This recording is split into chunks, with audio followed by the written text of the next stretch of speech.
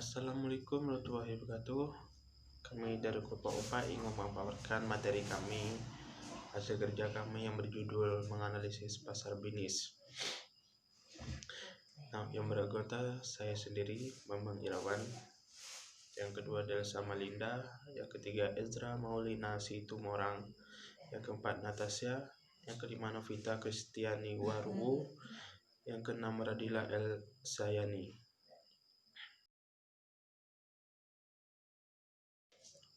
Baik, yang pertama adalah pasar bisnis.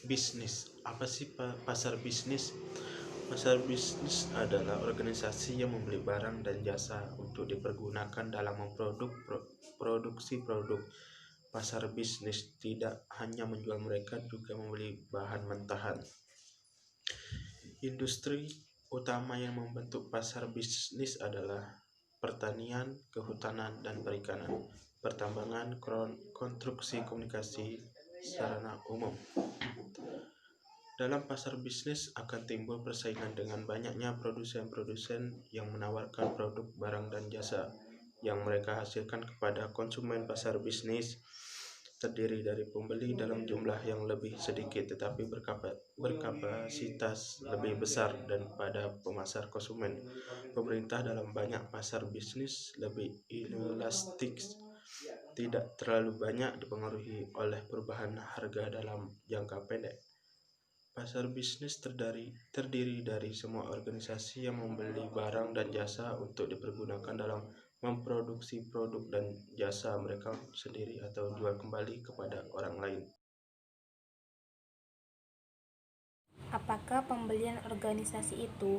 Pembelian organisasi merupakan proses pengambilan keputusan untuk menentukan apakah mereka akan membeli produk atau jasa dan mengidentifikasi, mengevaluasi, serta memilih antara merek dan pemasok yang dilakukan. Beserta proses pembelian bisnis.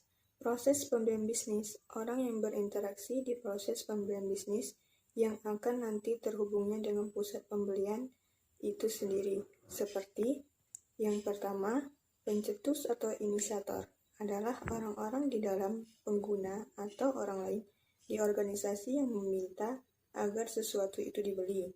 Yang kedua, pengguna atau user menggunakan produk atau layanan yang akan dibeli.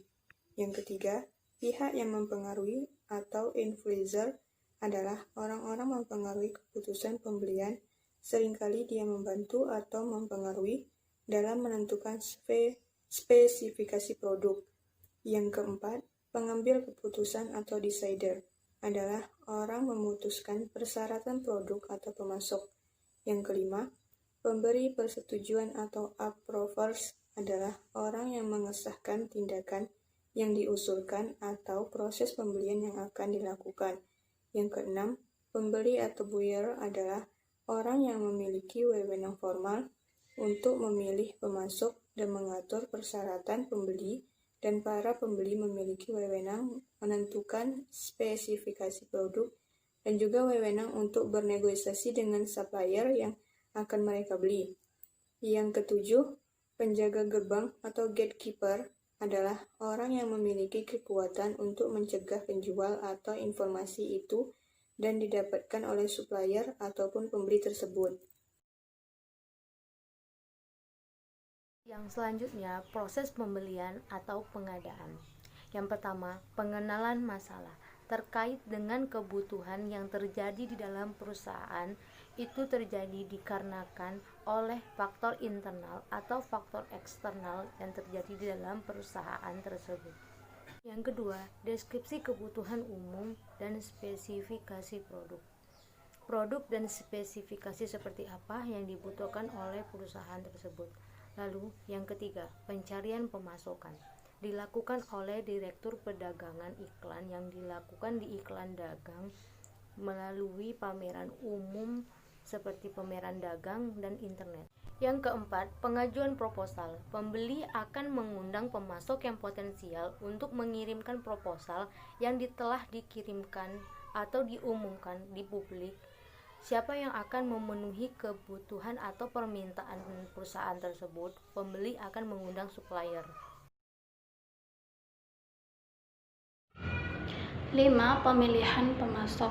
Dalam pemilihan pemasok ini ada beberapa aspek yang perlu dinilai, yaitu daya tarik mereka bagaimana kapasitas mereka dalam perusahaan untuk memenuhi kebutuhan. Ketiga, kecenderungan untuk ke supplier tunggal. Apakah pemasok ini penting? Tentu, dengan tidak adanya pemasok, maka produsen akan kebingungan dalam mencari kebutuhan atau bahan baku. Tujuan dari pemasok ini ialah bagaimana ketepatan pemasok dalam memenuhi kebutuhan persediaan dalam perusahaan, sehingga mengekecilnya risiko kurangnya persediaan. 6. Spesifikasi pesanan rutin. Setelah memilih pemasok, pembeli menegosiasikan pesanan akhir, menyusun spesifikasi teknis, jumlah yang dibutuhkan, waktu pengiriman yang diharapkan, dan kebijakan pembelian yang pada akhir peranan diminta garansi dan jaminan. Yang dimaksud dengan spesifikasi pesanan rutin ini ialah proses pemesanan yang dipengaruhi oleh produksi rutin perusahaan. Di sini pembeli akan mendapatkan keuntungan selain garansi atau jaminan. Pembeli juga akan menerima layanan yang lebih baik, pendapatan produk baru, dan mendapatkan beberapa keuntungan dari pajak. 7. Tinjauan kinerja. Tinjauan kinerja ini bisa membuat pembeli dapat melanjutkan atau memodifikasi ataupun mengakhiri hubungan kepada pemasok.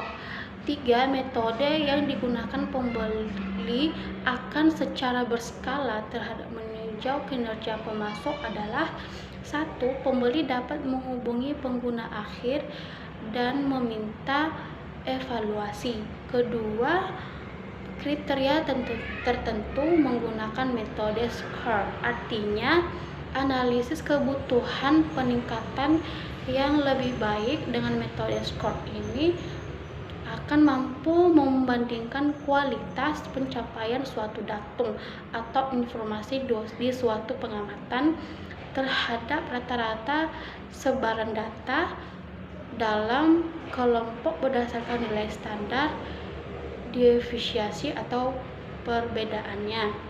Ketiga, pembeli dapat menjumlahkan biaya akibat kinerja yang buruk untuk menghasilkan penyesuaian biaya pembeli termasuk harga.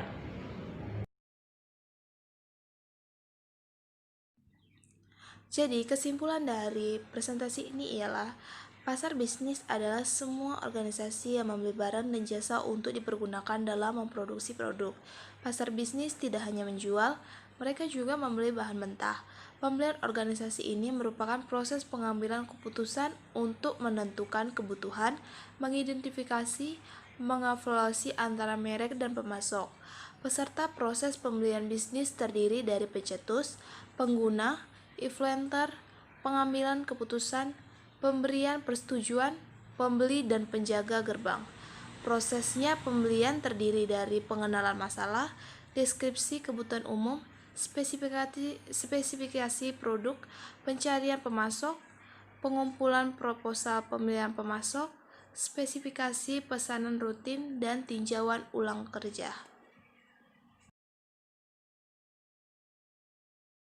Sekian hasil presentasi kelompok kami. Bila ada kekurangan, mohon dimaafkan, dan bila ada yang masih belum mengerti, bisa mengomentari di Google Classroom. Sekian dan terima kasih.